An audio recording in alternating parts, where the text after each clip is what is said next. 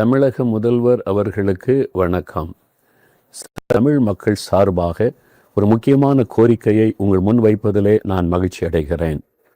நீங்கள் இந்த ஆட்சிக்கு வந்த பிறகு பல நன்மையான திட்டங்களை அறிவிக்கிறதை அறிந்து நான் மகிழ்ச்சி அடைகிறேன்.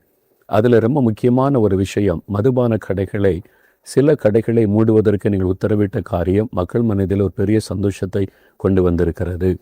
இந்த டாஸ்மாக் மதுபான கடை தமிழக மக்களை எந்த அளவுக்கு பாதித்திருக்கிறது என்பது உங்களுக்கு தெரிந்த ஒன்றுதான். சில ஆண்டுகளுக்கு முன்பாக சென்னை உயர்நீதிமன்றத்தினுடைய முக்கியமான நீதிபதி அவர்கள் வெளிப்படையாக தன் வேதனை வெளிப்படுத்தி இருந்தார்கள். தமிழ்நாட்டில் சுமார் 1.5 கோடி பேர் தினந்தோறும் குடிகாரர்களாய் மாறிவிட்டார்கள்.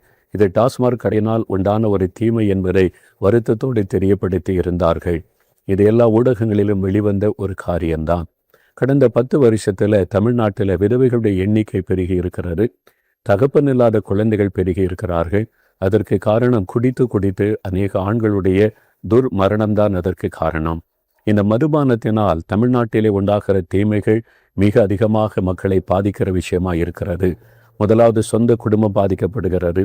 மனைவி கொலை செய்கிற கணவன், சொந்த தாய் தகப்பனை கொலை செய்கிற பிள்ளைகள், சொந்த பெற்றோரை கொலை செய்கிற சிறு பிள்ளைகள் என்பதாக மதுபானத்தின் நிமித்தமாக பல தீமைகள் பெருகி வருவது நீங்கள் அறிந்த ஒன்றுதான்.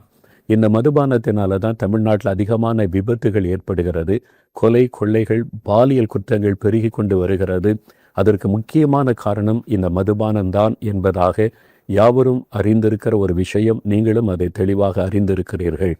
இப்படி தீமையை கொண்டு வருகிற, சமுதாயத்துக்கு தீங்கு விளைவிக்கிற இந்த டாஸ்மாக் மதுபான கடையை முழுமையாய் மூடி தமிழ்நாட்டில் முழுமையான மதுவிலக்கை கொண்டு வர வேண்டும் என்பதுதான் தமிழ் மக்களுடைய சார்பாக உங்களிடத்தில் அன்பாய் நான் வேண்டிக் கொள்கிற ஒரு காரியம்.